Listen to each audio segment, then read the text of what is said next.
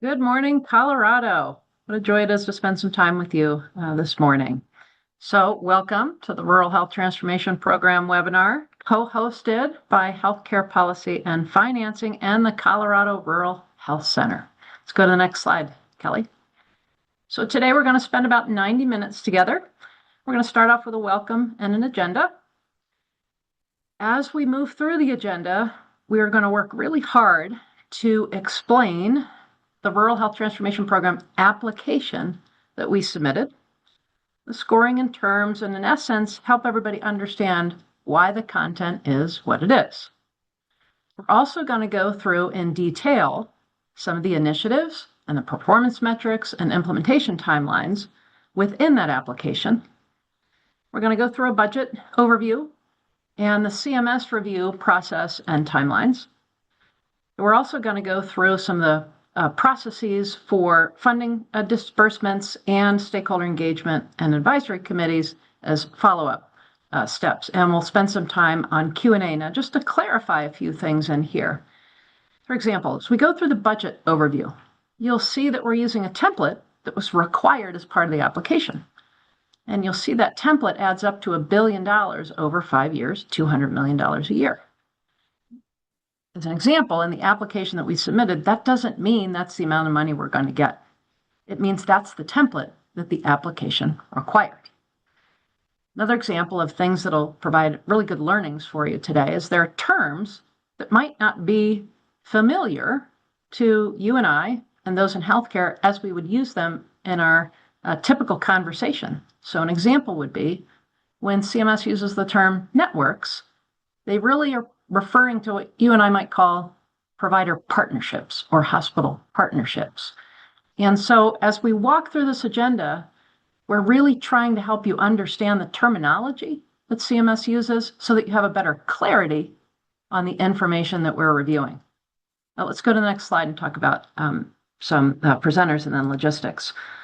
So also presenting with me today is Michelle Mills, the CEO of the Colorado Rural Health Center, and also the board chair for 2025 for the National Rural Health Association. So we're very excited to have our co-host with us today and the expertise and authorities and influence at that high level here in Colorado.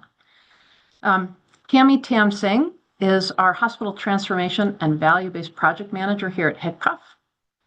And Laura Segrest is an expert consultant who's been with us all along the way as part of Government Performance Solutions, and other consultants with Government Performance Solutions are also in the background and been helping all of us submit the applications and will continue as an expert partner with us. For those, when the presenters first present, we've asked them to just share a little bit of their background in about 30 seconds. I'm going to do that now. So Kim Bimsteffer, the CEO of Health First Colorado, that's the Colorado Medicaid program, and the Executive Director for Healthcare Policy and Financing. About 37 years in healthcare, 8 years in this position here in public programs, and previous to that, nearly all commercial time in leadership. By next March, about 30 years in leadership, CEO, general manager, market president, and regional vice president. Let's go to the next slide, please. So for the logistics, we really want to hear your questions. Those questions will not only help to answer them at the end of the session, and we'll leave about 20 minutes for questions. So we'll have that time, but it also helps us inform what the next webinar might look like, and whether that's in January, what it might include, the areas that are still unclear for you. So it'll help us inform next steps. Presentations, links, and materials will be posted in the chat. Otherwise, the chat's closed. We use that to communicate behind the scenes to make sure today's webinar goes smoothly. In the presentations, you'll see a narrative for the application submitted by Colorado. And as Cammie's going through and describing and helping people understand what are the initiatives inside the application, you'll see page numbers. Page numbers are referring to pages within that narrative of the application submitted by Colorado. Materials will also be posted on HICPUF's Rural Health Transformation website.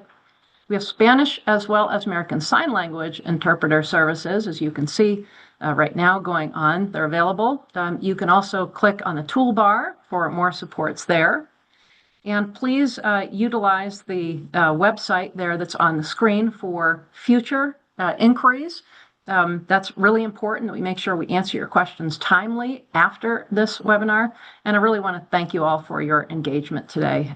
This has been a sprint for sure, and you've been with us along the way. We truly appreciate that. Let's go to the next slide, please. So Michelle and I are going to start with some introductory comments, and I will do that and then turn it over to Michelle. So one of the first things I want to say is thank you not just for your engagement today, but thank you for the time that you've put in coming up to this point, helping us figure out what needed to go into this application, making sure your voice was heard, asking the questions that helped us make sure that we could get you the information of how this was going to work with CMS, timeframes we were under.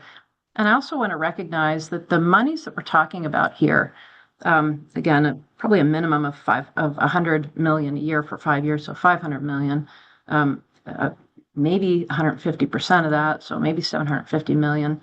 I have some high hopes for this, but I want to recognize that these numbers are very similar to the amount of money we used and are using to transform the behavioral health system. They're actually a little higher than that.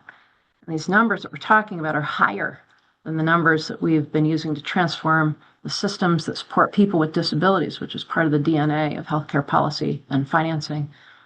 But the amount of time we were all given to actually come up with this approach in the application was nowhere near the time we had to do the other huge projects that are of this level. And so I want to thank you for everybody trying to figure this out as quickly as we can. At the same time, I'm asking for a little bit of grace because the CMS has not done this before in this way for rural transformation. They haven't done applications in this way. They haven't made decisions in this way, and they haven't negotiated the terms of how this will work state by state before, nor have we. So all of us together in collaboration with the Colorado Rural Health Center, Michelle and her expert staff, and all of us together, we're doing something for the first time, including help getting us all through this process. So thank you very much in advance for navigating the next steps with us as well, which are a new frontier for all of us. Michelle, turn it over to you. Yeah, thanks so much, Kim. And hi, everyone. I'm Michelle Mills, and I'm the CEO at the Colorado Rural Health Center. We're the nonprofit State Office of Rural Health and Rural Health Association in Colorado. That's fairly unique. There's only 3 of us that exist in this nonprofit status across the United States. Michigan and South Carolina are the other 2 states. I also have the honor of serving as the president of the National Rural Health Association for 2025. So that's really offered a lot of unique opportunities to be able to meet and help influence some decisions that are being made for rural health. So very honored to serve in that way. I have about 33 years in rural health experience. I have 18 years that I spent at the Quality Improvement Organization, and I was making kind of a little joke when we were practicing these slides that when I left that job and came to the Rural Health Center, we were working on CMS contracts, and when I left, I was like, oh my gosh, no, I'm never working on another CMS contract again because it's so hard. And look at, here we are today working, so never say never. And I've been at the Rural Health Center for 16 years now in January, so very honored to serve in this role. Like Kim said, thank you all really for being here, and want to say a huge thanks to the governor's office and to you, Kim, and your team for allowing us the collaboration to work on this. It has been so hard. I don't think, we've ever put something together for this amount of money in this short period of time. So it's been really a little crazy. And as you know, these rural transformation funds were put into HR1 at the very last minute. And so nobody knew. It was really unexpected. And we want to definitely recognize that, this in no way is going to cover the loss in the Medicaid cuts that are being proposed. But what we do hope this will do for us is really help us prepare for the future, help us figure out kind of the best ways to sustain rural healthcare in our rural communities. I want to just say that it's really vitally important that we get this right. Rural hospitals in particular are at risk. We have 21 rural hospitals out of the 43 operating in the red right now. And those are the major employer within our rural communities. And they bring about $60 billion of economic value yearly to their communities. So thanks again for attending. And Michelle, before you go into the next slide, I'm going to ask Julieta, our Spanish interpreter, to just give some in Spanish directions to those who want to use that avenue. Buenas tardes, mi nombre es Julieta y brindaré servicio de interpretación en español. En un momento este servicio estará activado. Para escuchar la interpretación en vivo en español del evento de hoy, seleccione el módulo Interpretaciones en la barra de herramientas de Zoom y luego seleccione Español. Tendrá la opción de seleccionar Silenciar audio original si desea solo escuchar español. Este módulo de interpretación se activará momentáneamente. Thank you. Let's go to the next slide. Michelle, over to you. Yeah, great. Well, thanks. So like Kim said, we are going to go through and review the application today, hopefully making clear understanding to you all on, what we submitted, kind of why we submitted it, what the requirements were and what some of the limitations were for this grant that was submitted on November 5th. So next slide, please. So the HR1 put in $50 billion. Yes, that's 50 billion with a B. So meaning that there's about $10 billion of funding available each year if all the monies are split equally. There's two parts of these funding. So the first 25 billion is supposed to be distributed equally among all approved states. And I'll emphasize that approved is kind of the key word here. So if that happens, that would be the half of the monies available for that. Then there was a second half of money. So that was the second half of that 200 billion that we applied for.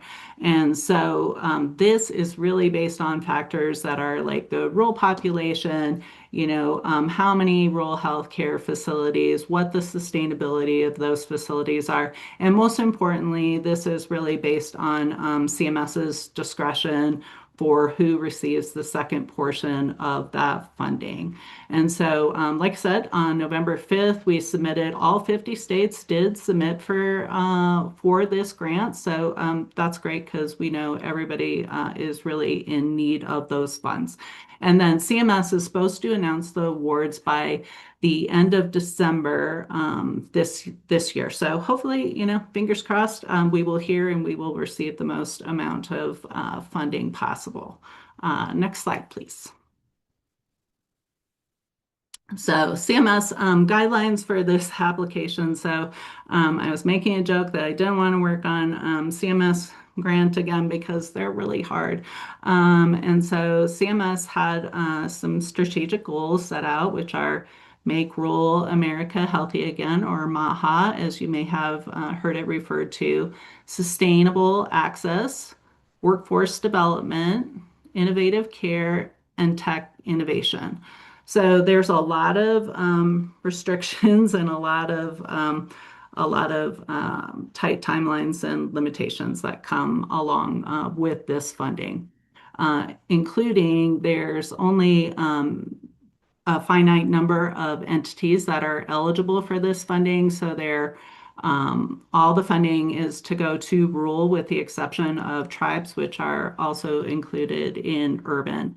And so that's rural hospitals, including critical access hospitals, soul community hospitals, like I mentioned, tribes, community health centers, which includes federally qualified health centers, federally qualified lookalikes, which is essentially a federally qualified health center that does not receive the Section 330 funding, designated rural health clinics, and other clinics that are receiving Section 330 funding. Behavioral health providers are also included, as well as EMS is included in this. Next slide, please. All right, so limitations and restrictions. So pre-award costs. So that essentially means all the time that we spent building this application can essentially cannot be included as a part of this funding.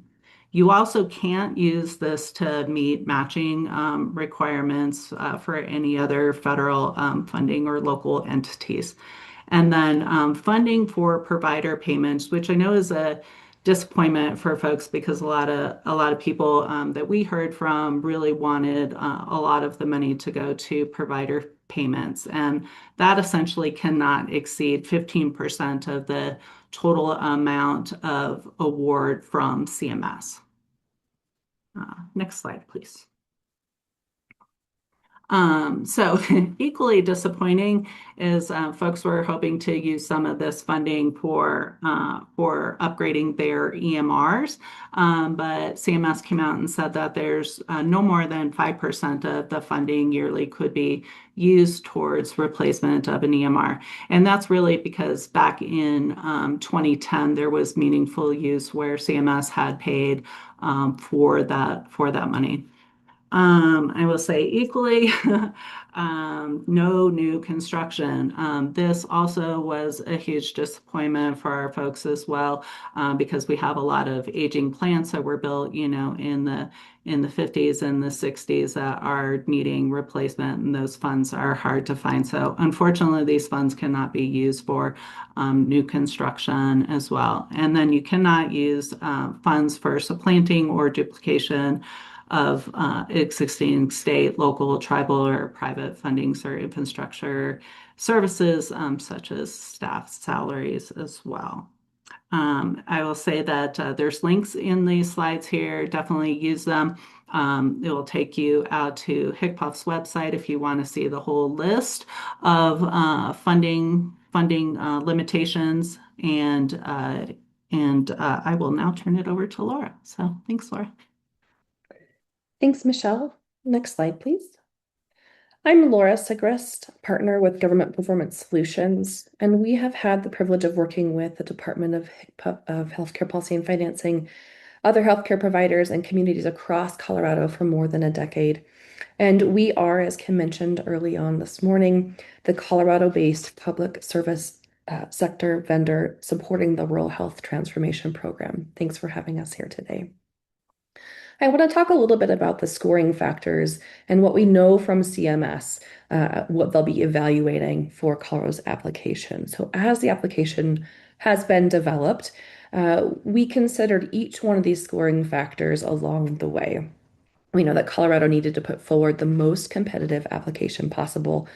And when we think about the specific scoring factors, it's important to know that some of these components are data-driven, so they're hard factual pieces of information, and others are going to be merit-based scores that CMS will deliver for us. So let's talk about those categories. The first is data-driven. CMS outlined 9 distinct categories, and they're going to award points in each one of those categories based on state-specific statistics, and they'll compare Colorado's score against all of the other scores of the states in the country who have successful applications. Those things include rural population, square mileage, number of rural health facilities, the amount of uncompensated care, and the level of disproportionate share payments, among other factors. The second category is the initiative-based factors. There were 10 distinct components that CMS outlined, And these are going to be the merit-based reviewed and scored components. And you'll see, we'll talk a lot more about our specific initiatives. But the things that CMS are going to looking for are things like clinical infrastructure, initiatives that support partnerships, emergency medical services, workforce, recruitment, development, remote care, data infrastructure, and consumer-facing technology. The last factor that CMS has outlined are what they're calling state policy actions. There are 8 distinct factors here. And in a lot of cases, CMS has already assigned points based on third-party reviews and reports. So what they're looking for are current state policy and programs, as well as those that the state has committed to implementing by the end of 2027. Some examples of those include SNAP waivers, continuing medical education requirements for nutrition, certain licensure compacts, scope of practice, and other factors. Next slide, please. Along with those scoring factors, it's really important that we all recognize that our application needs to be written for the audience that will be reviewing Colorado against every other state. So what we know so far is that the CMS appointed reviewers who will be scoring our application are not necessarily going to be experts in healthcare. They may not be familiar with the specific language of healthcare. And likely, they're not going to be experts or potentially even familiar with the geographic, demographic, economic, and other factors that make Colorado's health landscape so unique. We do know that the reviewers will be specifically looking to see how we've complied with rules for submission in both substance and in form. Next slide, please. I'll turn it over now to Cami to walk us through the specific components of Colorado's application. Thank you, Laura. Hi, everyone. Thank you for joining us today. I'm Cami Tamsing. I am the manager of the Hospital Transformation and Value-Based Projects team, and I also led this project for HICPUF. So thank you for joining us today. We're going to review our application, which is why everyone is here today. So we will go in depth here. So next slide. All right, so how did we start out our process? So as Michelle stated, we and Kim as well, we had a very short window for what should be given months to prepare for and write. So we were also given 11 permissible uses from CMS to choose from. Each state is required to choose at least 3. So taking all of that into account, also keep in mind that CMS is looking for applications that are very transformative with the ability to be sustainable. So as we are reviewing the permissible uses, we had to take all of that into consideration so we get an approved application. We did this by holding several stakeholder engagements and along with a lot of discussion and what are our capabilities and needs for our rural communities. On the left-hand side of this slide, you will see the 6 permissible uses that reflect the priorities of Colorado. You'll see those listed, and we'll go in depth as we move along the slide. On the right-hand side, you can see our stakeholder engagement. With such a short amount of time, we were able to accomplish quite a bit. With the rural health care providers, the Rural Health Center was able to meet with over 50 rural health care providers to consult in the development. HICPUF and the Rural Health Center held formal stakeholder sessions in September and October to discuss things like the CMS strategic goals that we do have to align with, our permissible use options, and that long list of restrictions that we do have. We had over 200 stakeholder attendees for each session, so it was quite successful. A full list of these permissible uses will be found in the appendix at the end of this slide deck. Next slide. All right, so this slide is a very busy slide, so bear with me here. We're going to go through it. On the very left-hand column, these are those CMS strategic goals. You'll see this throughout the application. It is vital that we align all of our initiatives and our permissible uses to these goals. They do interconnect. They don't all have to align with each one, but we do have to make sure that we have measurable outcomes that address at least one for each of these 5 areas. The next column over, these are our Colorado initiatives. We'll explain this in more detail in the later slides. However, I do want to highlight here, under sustainable access, we do have language such as rural health networks, as Kim stated before. We are referring to those collaborative agreements, collaborative partnerships. That is the language that CMS is looking for in the application. And this is where we are going to highlight what we are able to measure. And we also worked very hard to align with our current quality programs. So that way we are able to reduce administrative burden where we're able to without being duplicative and able to follow what CMS is requiring. So the next column over, Colorado's permissible use of funds. So these are those 6 areas. We have 5 here, but they do interconnect. You'll see how they kind of go together as we move along. And then our outputs. That is what CMS is looking for, and we were required to have that. Right, next slide. All right, here's our big one, make rural America healthy again. So transform rural care. So you'll see a page number here, as Kim mentioned earlier. This is a part of our project narrative that can be found on our website. If you would like more details for this particular initiative, this is where you can find it. And this supports our educational purposes for disease prevention, care coordination services for cardiovascular disease, hypertension, obesity, and other high priority chronic conditions. We have potential activities that we can implement, and those are listed below. We were required to identify areas that we already have programs so that we do not duplicate funding there. So you will see ways that we did that. We are able to align to gather data. However, if funding is already going towards a program already, we are not able to then provide this grant funds for those areas. We are able to launch new initiatives and support in other ways. So you'll see this throughout. So these are potential. We are going to be working with CMS post-award on a lot of different things. So not everything is going to be set in stone. All right, next slide. So Initiative 2 also aligns with MAHA.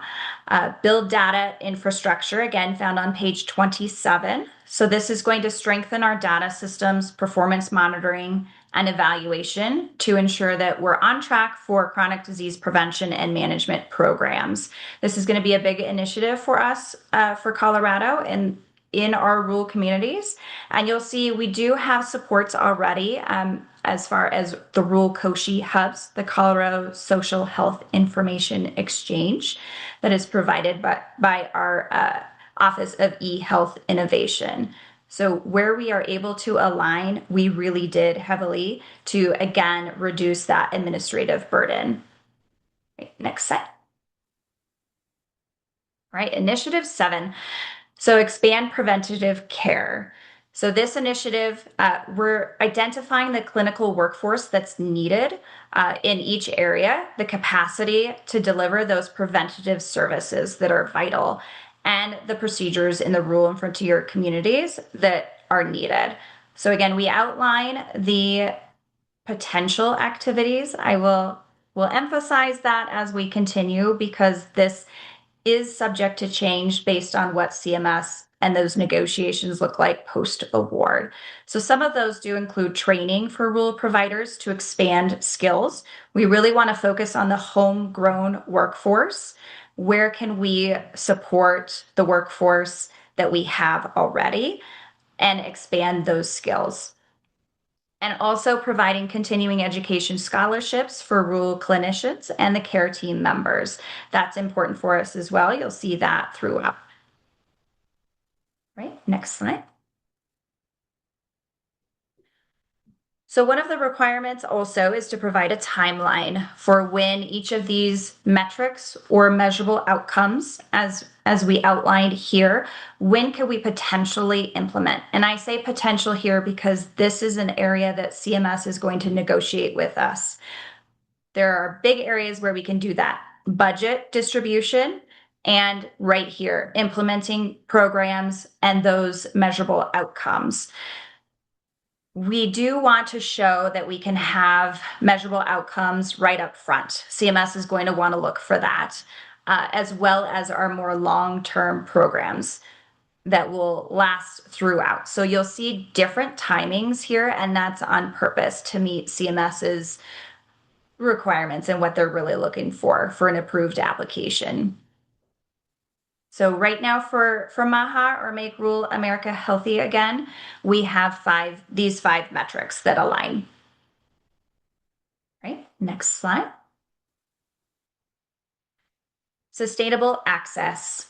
So this is really to build and connect Colorado's rural health networks. So again,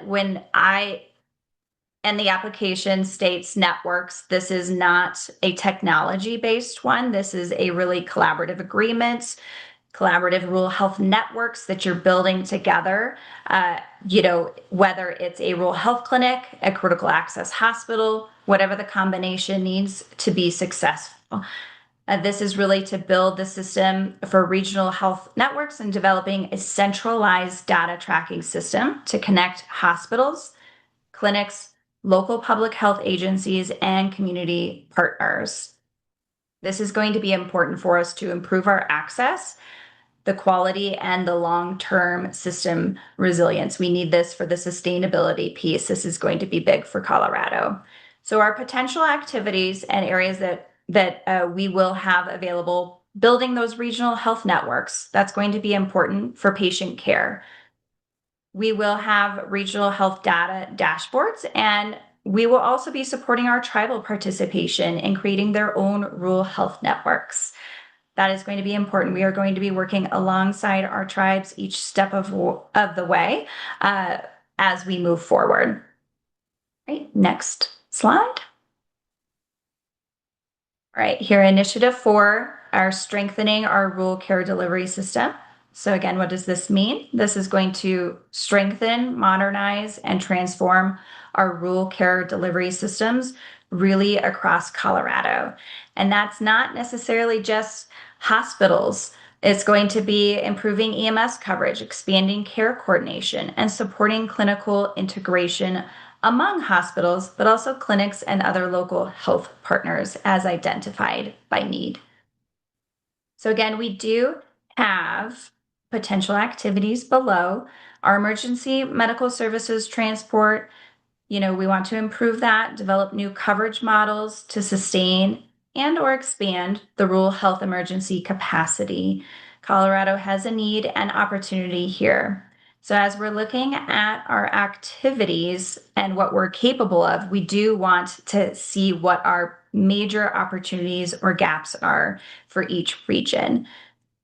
So we also have funding for regional coordination of EMS services as a potential option and supporting those collaborative care networks. Right, next slide. Another initiative for sustainable access is Initiative 5.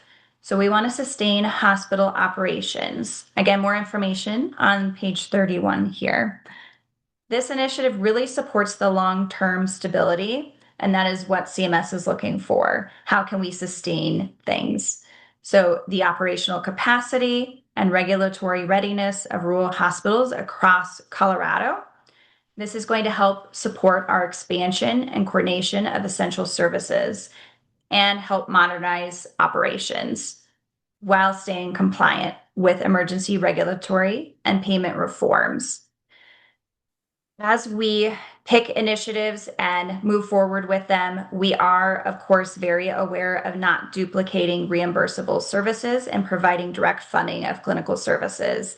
That is going to be something we have to be in compliance for with CMS to continue funding.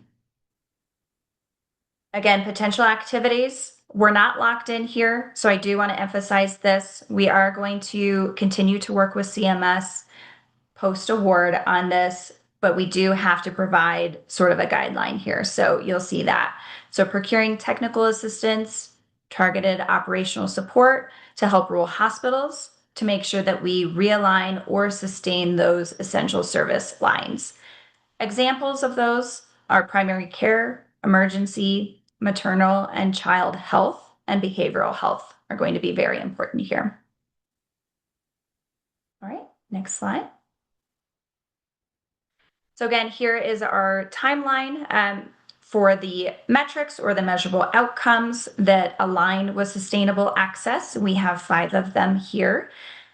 And I won't go into more detail, as you can kind of see our timeline, because again, we are going to be negotiating with CMS on the timing of each one of these. Next slide. Workforce development. This was definitely a big need, not only in Colorado, but I believe most states across the United States. Workforce development in rural and frontier areas is going to be a big one. I've seen it in other applications as well.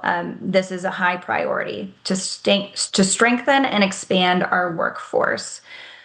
So what we're approaching here is really focusing on our homegrown workforce. We want to support who we already have, offer other certifications or skill building if they would like to expand skills and enter into a different part of healthcare here. We want to provide that and support it, as well as offering credentialing, other certifications, education opportunities. So this initiative will really strengthen Colorado's rural health workforce by expanding the access to those items.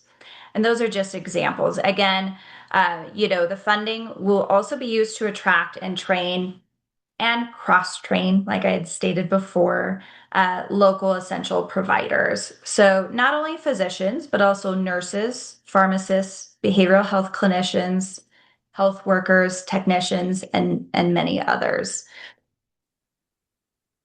All right. Yes, yes, I see all the thumbs up. This is going to be a big initiative for us. It's vital.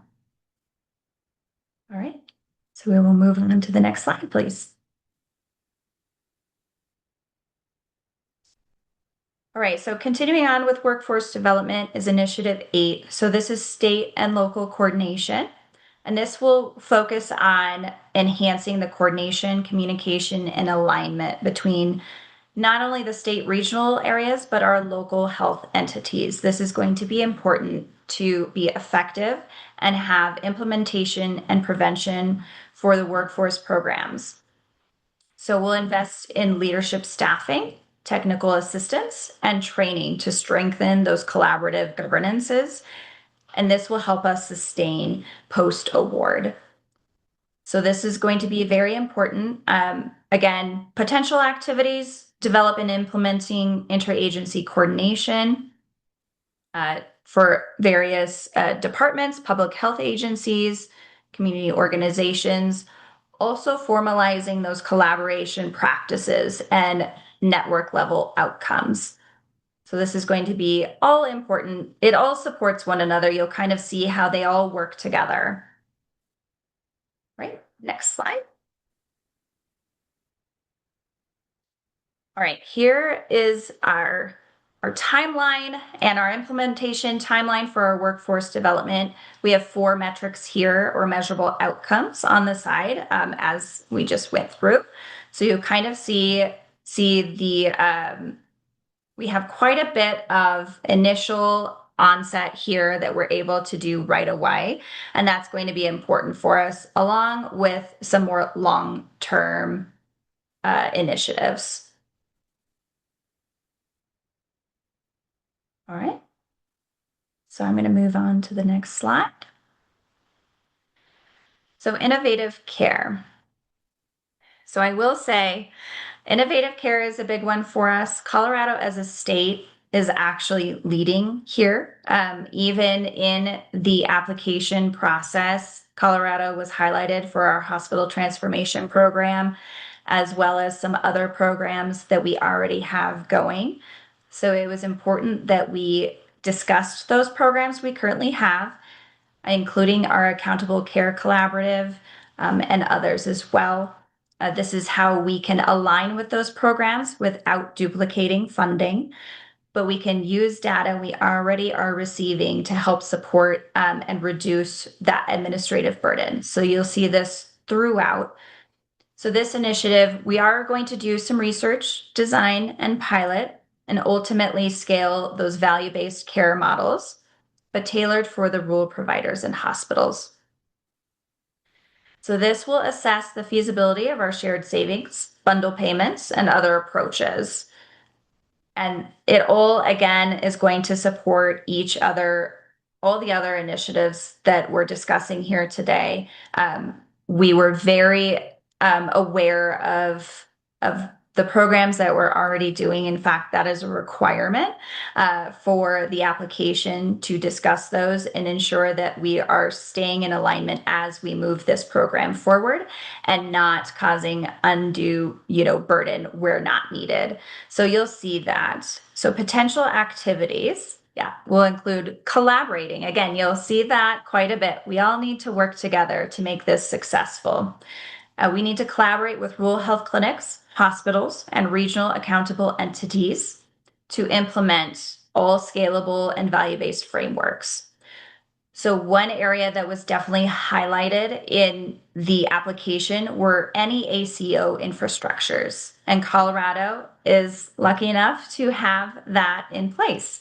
We are also exploring clinically integrated networks and also supporting rural population health priorities and community needs. We really want to know what each region needs. So that's going to be important as we move forward and for later on post-award. We'll get to that later. But we need to assess our action plans through an ACO-like infrastructure. Again, CMS did highlight that as a priority. So we are focusing on that. And of course, by HCPF under phase 3 of the Accountable Care Collaborative. We do have that effective July 1st of this year. All right, next slide. Okay, here is our innovative care plan. We have 4 measurable outcomes here or metrics. You'll see those. A lot of these we can launch or already receive data because we already have them right now. And that is very important and actually an advantage for Colorado and makes us a very strong application. We are ahead of the game here in our quality programs, which is amazing. Everyone has done fantastic work in this space. We also have areas that we can continue this work as we go. So you'll see here, where we have potential, where we already can utilize the data that we have, and sort of the timeline. All right, next slide. All right, tech innovation. So this is also a big priority area for CMS. They outlined all 5, but there are a few that stand out. Initiative 10, so expand our rural telehealth and technology integration. So again, I will reiterate, as we moved forward and discussed our permissible uses and how we're going to align them, what we can have measurable outcomes, it's important that we also address what CMS is looking for so we get that approved application. That's going to be important for us, of course. So this one is definitely important, as well as all the others. So this will strengthen and expand our rural health system participation in the use of technology-enabled prevention, monitoring, and care delivery. A few examples of that include telehealth or e-consults, remote patient monitoring, And this initiative will also equip rural providers and other agencies with those tools and technical support that's necessary to be successful in this area. So other potential activities that we have provided is, conduct a statewide technology readiness assessment if we need to. What are the needs in this area? We're going to support local health organizations to expand mobile health programs across rural regions, This actually was also highlighted as an area that CMS is looking for. So we can allow for scaling, staffing, and compensation of the workforce.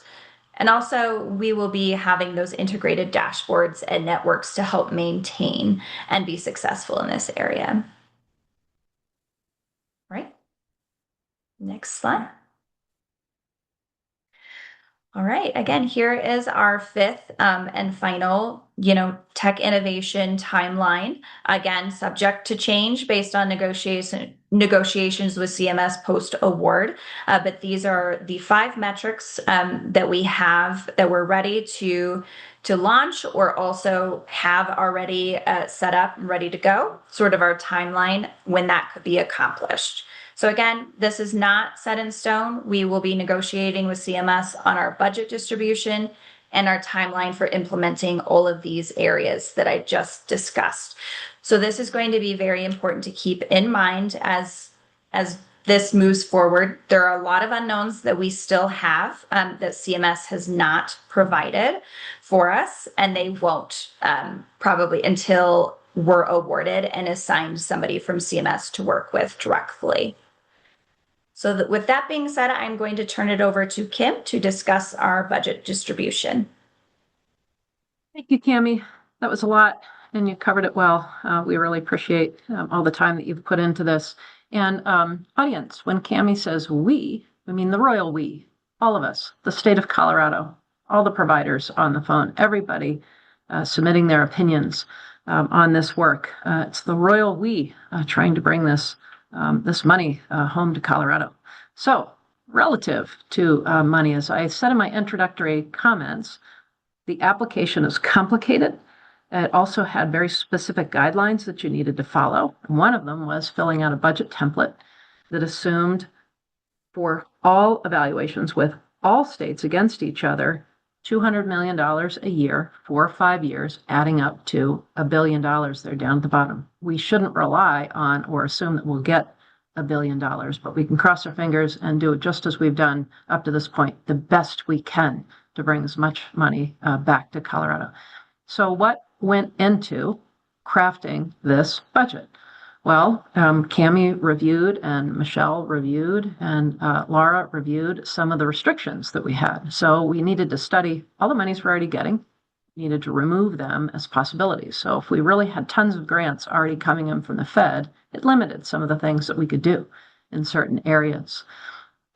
We also listened acutely to all of your feedback as stakeholders. So navigating within the restrictions of CMS's application, listening to you, but also listening to all the webinars that CMS put on, because they were giving us hints of things that were very important. And the first part of this application is to really get as much money back into Colorado as we could. And then, even though things might have been really important to us and they're in the application, that might not be what CMS agrees they want us to do with that money. So we needed to really stay in compliance with the rules, regs, and what they said was going to be very important in the evaluation. So this reflects all of that amazing input. And thank you again for your engagement yesterday in helping us build this and tomorrow in helping us get to the next steps.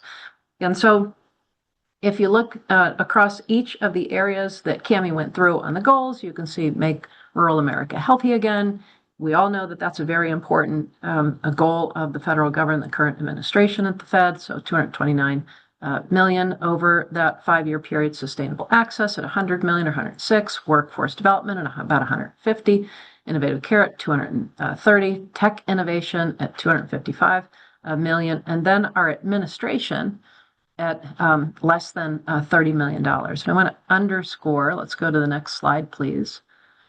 I want to underscore CMS allowed 10% for administration. to go to the organization that is doing that administration, which is healthcare policy and financing. And we're less than 3%. And so we have some good experience in doing this through the ARPA grants and other grants that came from the federal government. We know what it takes in order to stay in compliance. One of the most important things that we all got to focus on is making sure we have the right resources, that we can track all of those metrics, that we're achieving those metrics, that we have some insights before we're getting behind, to make sure that we're supporting and everybody supporting the organizations who signed up for the grants and who made commitments to achieve those metrics. Because if we don't achieve the metrics, the money gets clawed back. And if we don't spend the money in the period of time that it's allocated for, say year 1, year 2, they don't let you roll it forward. So the monitoring that we're going to have to do is going to be pretty intense, and that's going to require resources. But again, we're pretty good at that. We can share resources around HCPF. We've got very good vendor partners. You're meeting one today, and Laura, and we have the resources to be able to surround this. We don't have to start from ground zero. So we're proud of that less than 3%, but boy, we're going to have to do a lot of work together to make that 3% or less than 3% sing in order to meet all the demands of CMS to hit that objective, which is don't allow the clawbacks because we didn't follow one of the rules. We didn't monitor appropriately. We didn't report appropriately. So we're going to mitigate all that risk by doing this right, but try to do it as efficiently as possible so that we have as much money as we can, what I call out in the field, right? Out where we need it, in the hands of the providers and partners who submit the application. So you can see the percents there in that pie chart and that low 2.98% admin. Let's go to the next slide, please. So in addition to the admin, we want to make sure that we hit all those staffing requirements in order to make sure we mitigate any clawbacks, that we stay in compliance, that we submit the right data and reporting, and that we get the funds distributed to all of you who are very eager to submit applications and get the money into the project work that's important to you and your community.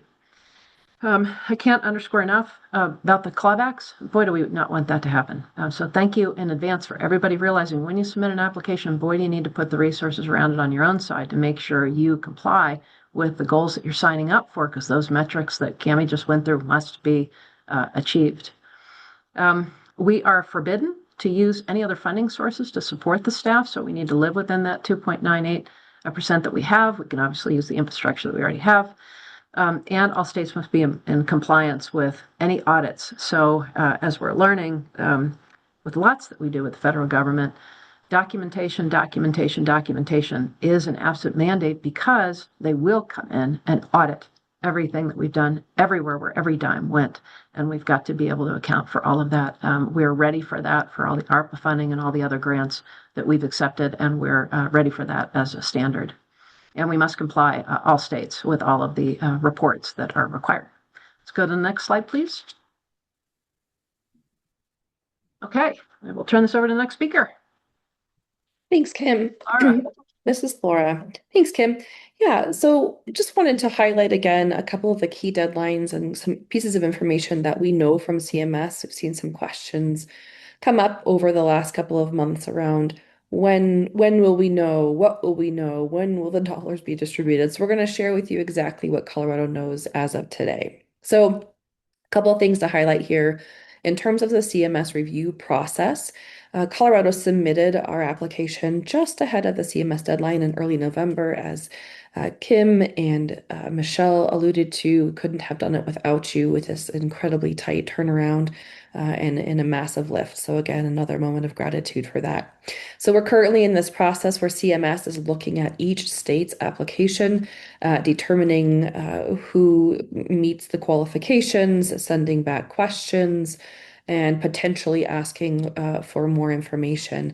As of yesterday, Colorado has not received questions, but we have heard that states are starting to get some feedback from CMS, so we'll be excited to respond to anything that comes to Colorado. CMS is also working on a timeline that envisions all awards will be announced December 31st by the end of this month. So that will be the award at the state level. And we anticipate that the funding will be released to states shortly thereafter, although that timeline is not yet exactly determined. We'll talk more about the funding distribution once Colorado receives the award and the process by which those dollars will get out the door here in just a few moments. Next slide, please. A few other considerations. So post-award information and a little bit of what CMS has established in terms of expectations and allowances. First of all, CMS is not allowing any changes to the application post-submission, and they're also not going to allow any appeals once they've announced those awards. Cami talked a little bit about the fact that we'll have a designated team member from CMS who will monitor progress for the entire duration of the grant, and that will be entering into a cooperative agreement with CMS. And a cooperative agreement sometimes takes on a little bit different characteristics than other grant sources do sometimes. So for instance, we anticipate through our cooperative agreement that CMS will have significant involvement from CMS, the states, and CMS. We anticipate that they'll be participating in monitoring activities, reviewing all those progress and milestone checks, performance measures, and really getting involved in renewing funding allocations as well. So we'll know that CMS will be active in each portion of our program, and they'll ensure that we're meeting all the requirements required, that funds are being spent appropriately. So Kim just talked about how important it will be to make sure that everything is in tip-top shape, which Colorado is excellent at. The last thing here, again, just a reiteration, I know it's been stated before, there will be no rollover funds. So though all of the funding that gets distributed to the states must be spent within each federal fiscal year period. We'll talk just a little bit more about what that looks like here in just a moment. Next slide, please. Thank you. I'll turn it over to Cami now to talk about Colorado's post-award process.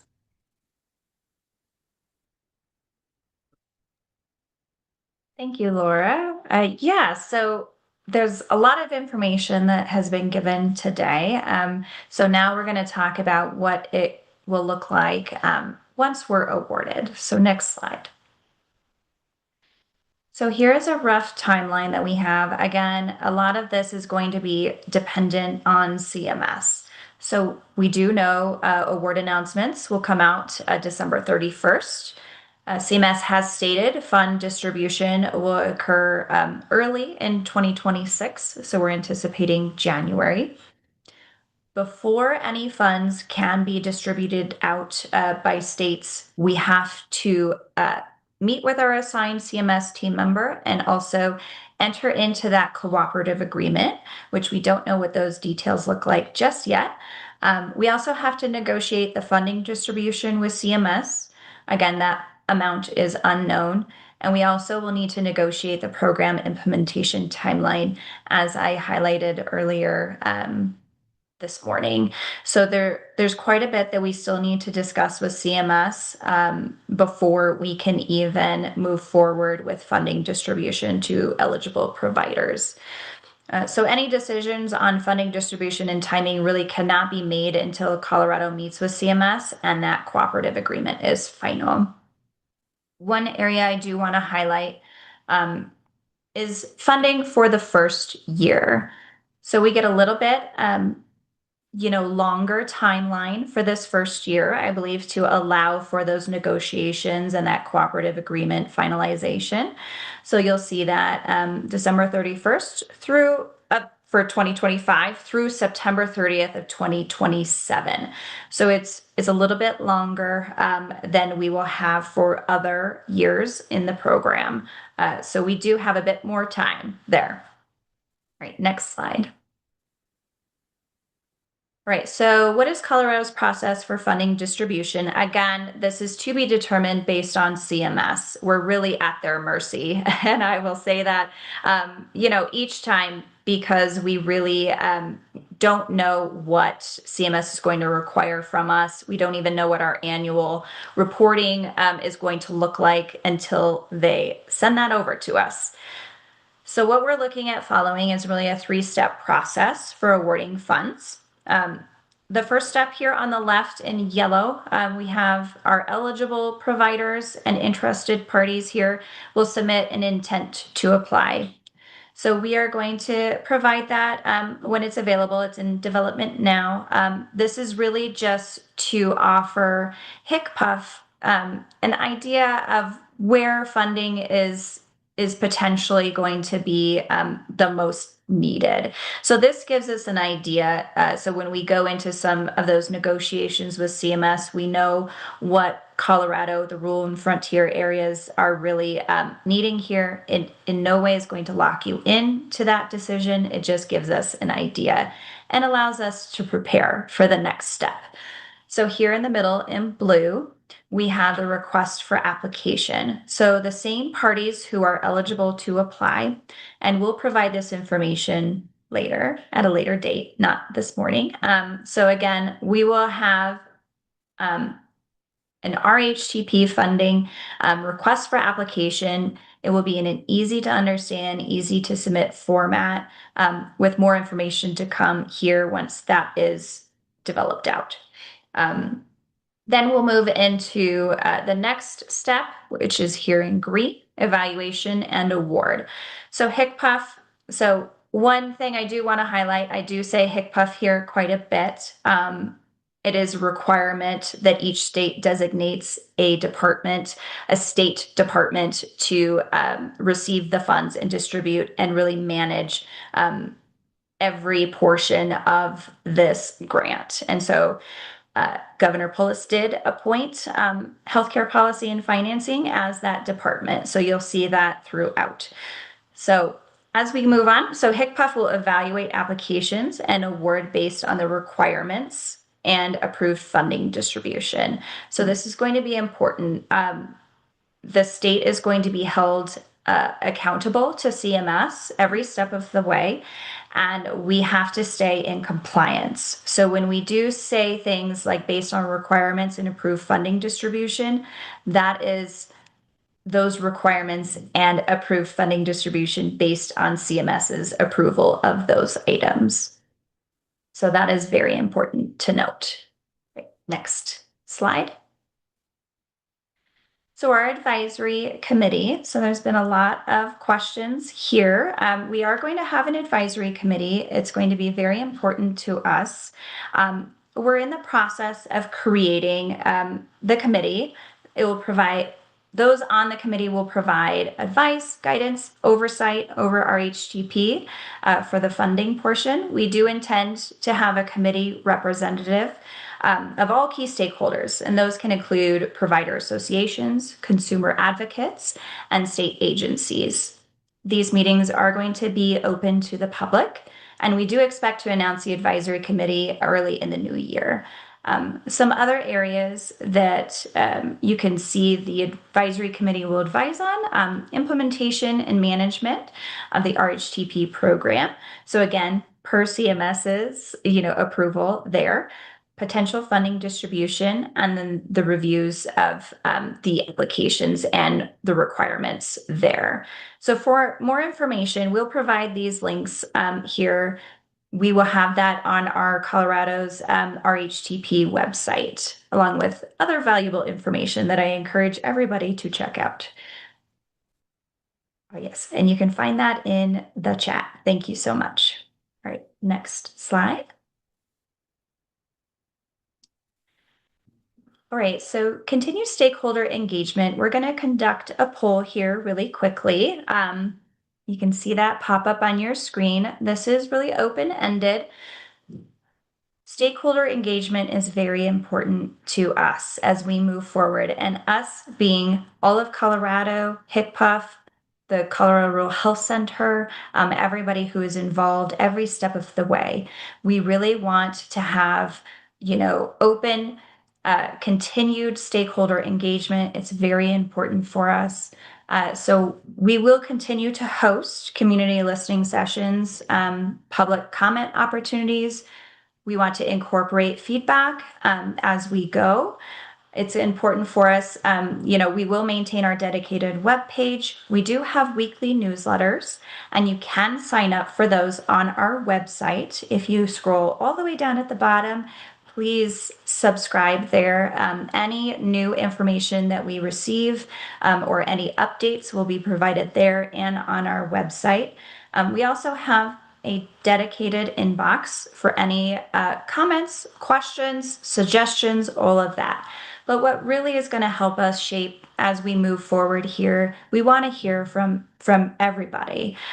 What are the areas that we should discuss? Where should we focus? What should we talk about next? So please, please take the time to provide that information to us now. This is not your only opportunity. It's just a good one.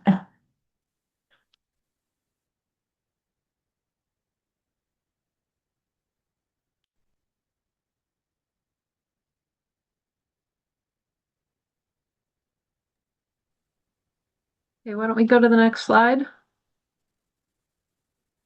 All right.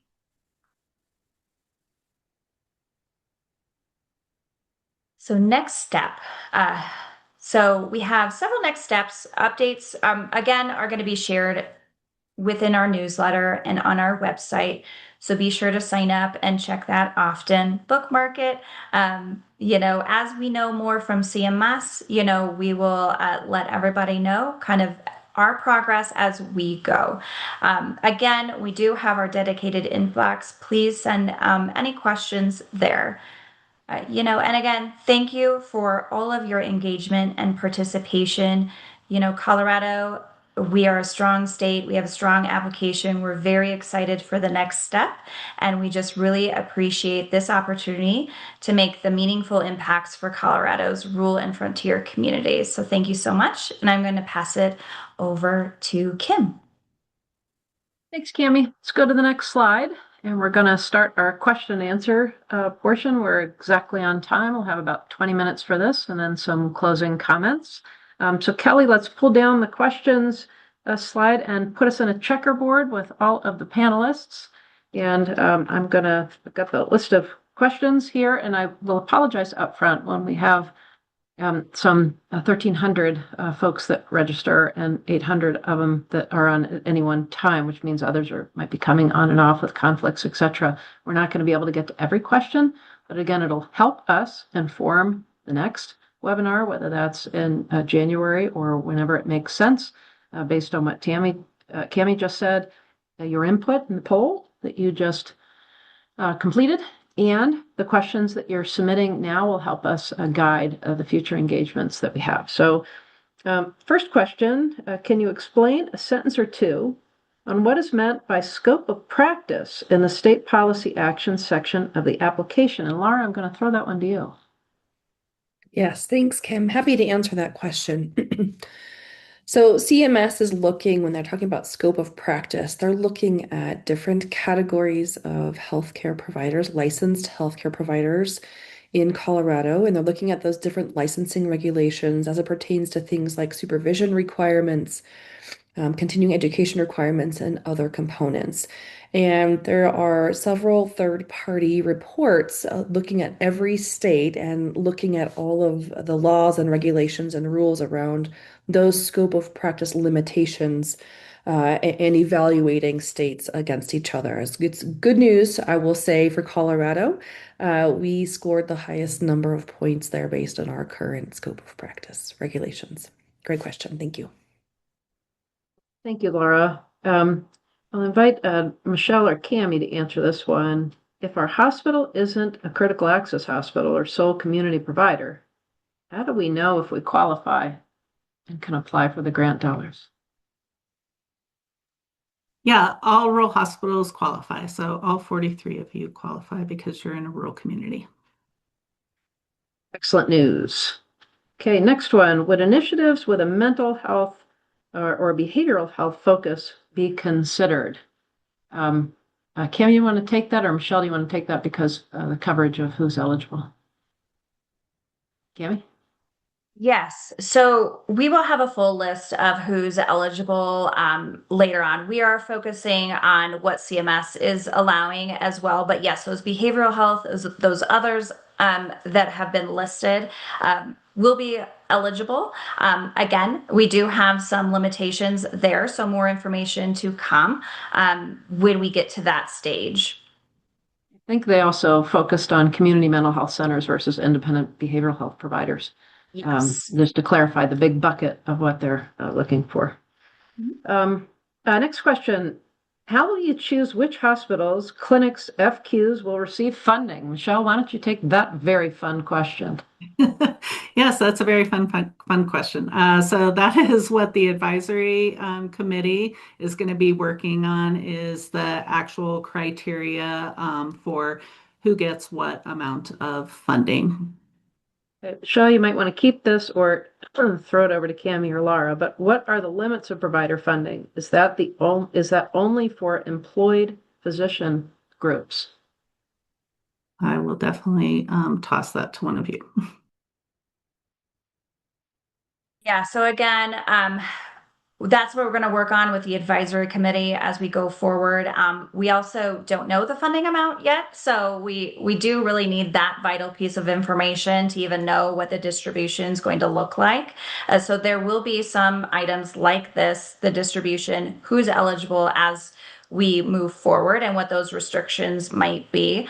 So again, more information to come as we move forward in this process and post-award and what that's going to look like.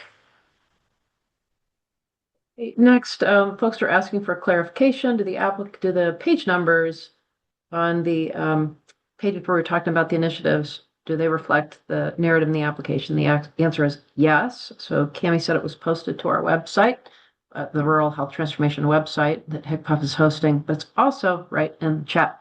So the application right there in the name of the document that you can go in there, and when we send out this presentation slides are also in the chat. You can match up the two. So if you are very interested in an initiative and you want to read more, you can go right into that application and refer to that page. Next, to strengthen rural healthcare delivery, transportation is very important to dialysis clinics. Dialysis clinics or transportation to dialysis treatments be part of the initiative, and I'll throw that over to Laura. Yeah, excellent question. I think as part of any of the initiatives that think about, increasing access and sustainable access to healthcare, lots of different types of initiatives will be considered again within those boundaries that CMS allows. So we'll encourage folks to keep their eyes peeled and think about how we can improve that access. Laura, I'm going to keep you on the mic here and ask you to just talk a little bit to how does telehealth investments or telehealth overall play into the opportunities that the Rural Health Transformation program provides. So relative to clinic service lines or relative to maternity care, relative to long-term solutions. Yes, happy to answer that question. So, in terms of the CMS goal that's related to technology innovation and some of the other access components as well, we know that telehealth is one model. We think about the e-consults model here in Colorado. That is a potential for investment. And at the same time, we'll acknowledge, and I think this was covered in the application too, that growing, that local workforce, sort of those in-person services is also important. So there is a balance in the application, both in expanding telehealth and technology-driven services and supports, as well as making sure that workforce development happens in local communities as well. Thank you, Laura. Cami, I want to throw this one to you. Can you address just behavioral health in general and how the BHA might engage in this work overall? And then specifically, how will this initiative work with the training available for the workforce on the BHA's own path site? So I don't know if you can get that specific, but maybe start at the high level. How might the BHA engage in this work? Yeah, so behavioral health is going to be very important as we move forward. So not only are we working with the Office of eHealth Innovation, we are also working with the BHA as we move forward with these initiatives for behavioral health.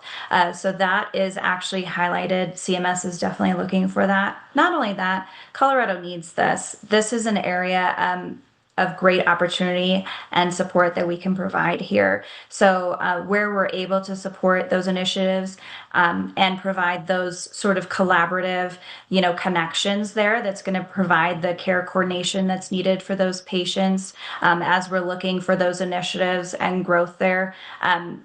Those opportunities are available, and we are going to be working closely with that agency as we move forward in those initiatives.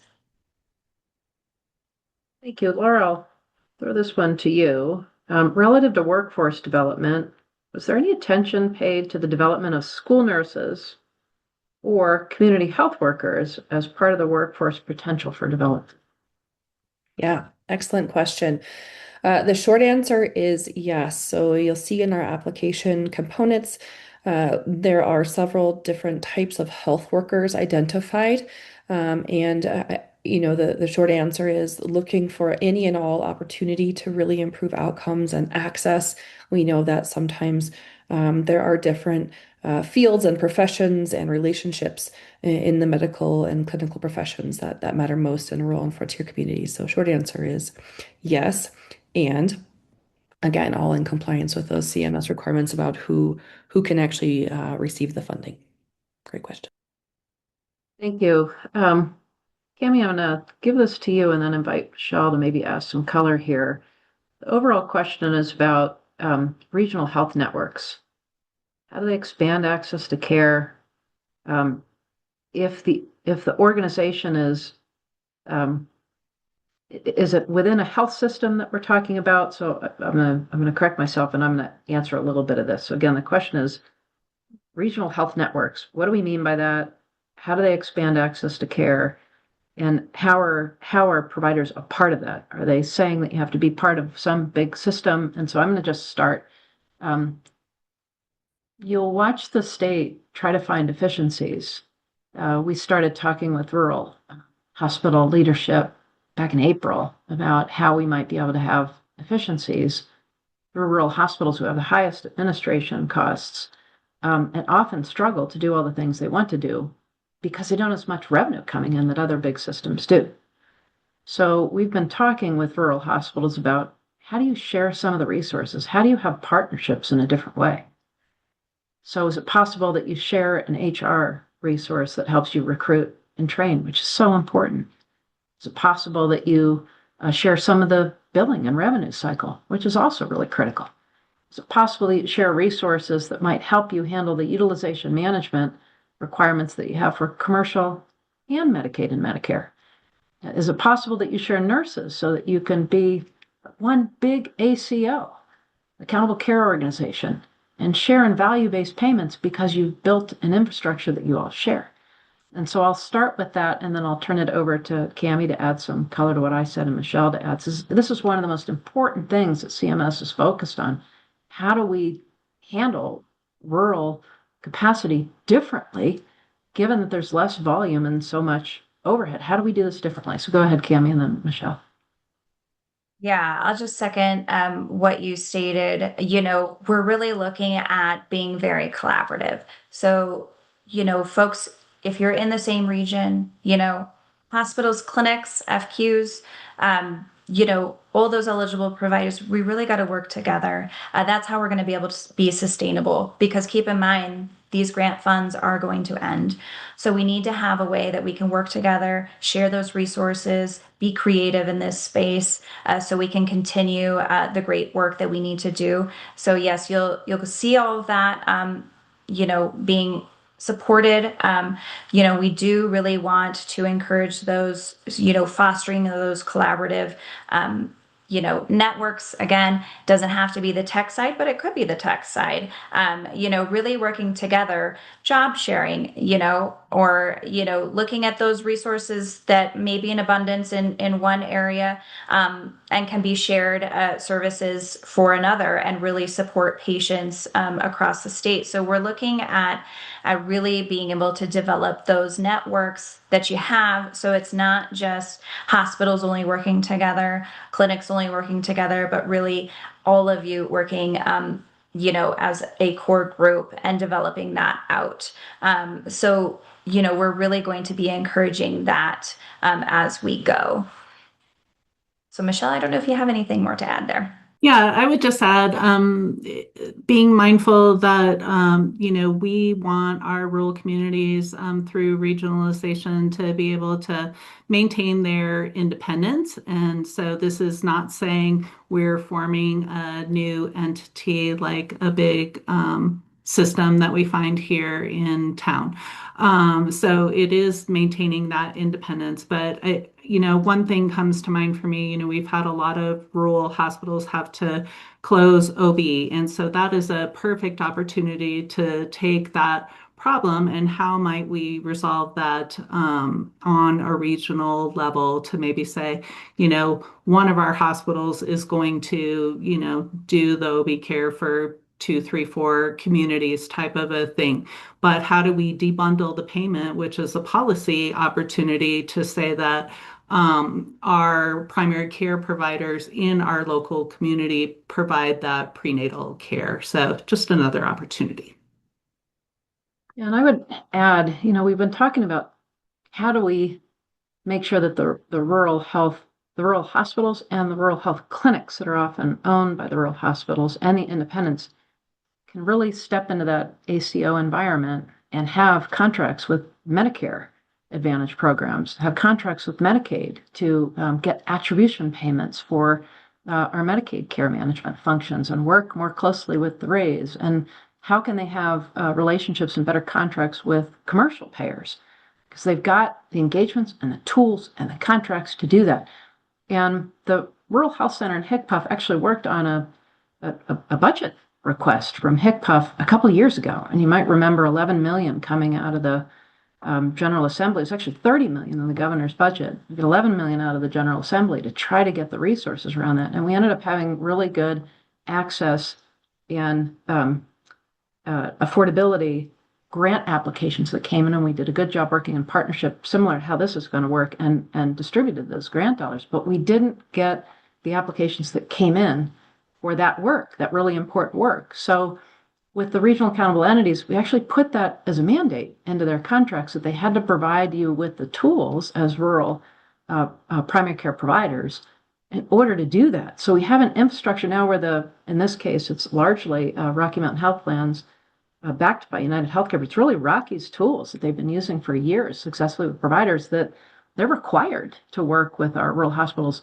and rural clinics and rural independent providers at no cost to provide that. So we have this opportunity to actually put that on steroids. We can figure out how do we staff that? How do we achieve the attention of that now with the tools that it can actually come through the RAI? But how do we figure that out?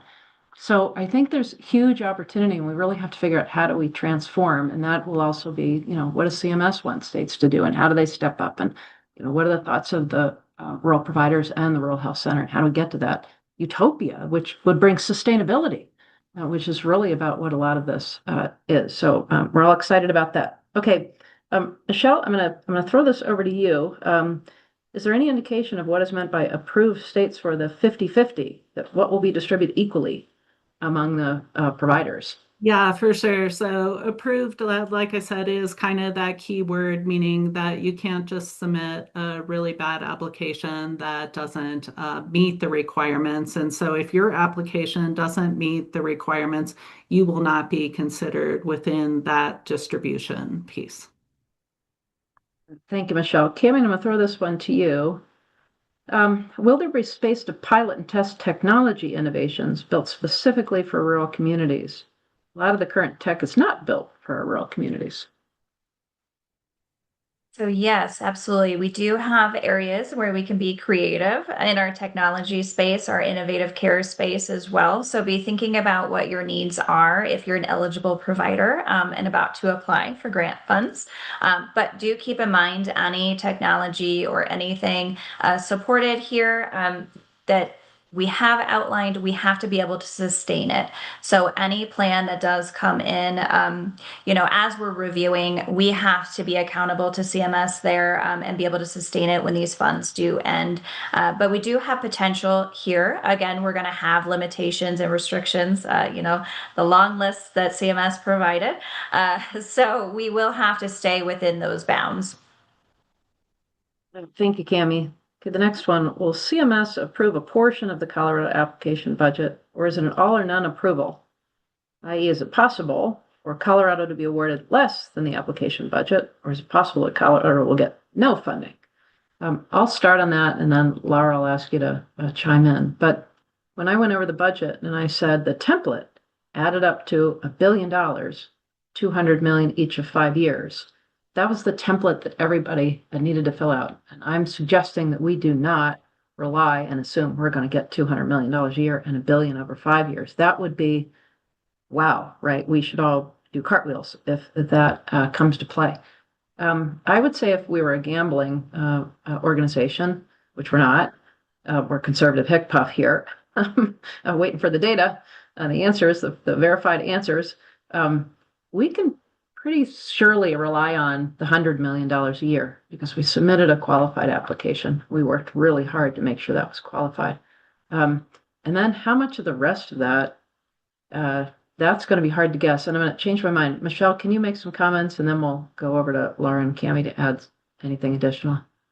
Yeah, I think that, the second portion of that funding is really where the big questions lie because they say it's going to be based on rurality and based on where facilities sit. We've been so fortunate to not have any rural hospitals close in, I don't know, decades type of a thing. I don't even remember when a rural hospital closed. But we have folks down in the South, that do have a lot of rural closures. And so I suspect they will likely get a good portion of that funding. Cami and Laura, anything to add? Yeah, I'll just add one more piece of information, and that is it possible that Colorado will get less? Is it possible that Colorado will get none? I think at this point, CMS, anything is possible. And one thing to consider, and I agree, Colorado submitted a really competitive application. They'll be reviewing and scoring based on this algorithm, this formula that looks at all of those data factors, Michelle, that you just listed, and then some very subjective scoring factors. That they're doing this sort of proportionality against every other state, which makes trying to estimate how much of that potential billion-dollar template will come to Colorado very challenging. So we're optimistic and confident in what Colorado submitted, and we'll look forward and know that CMS will see that too.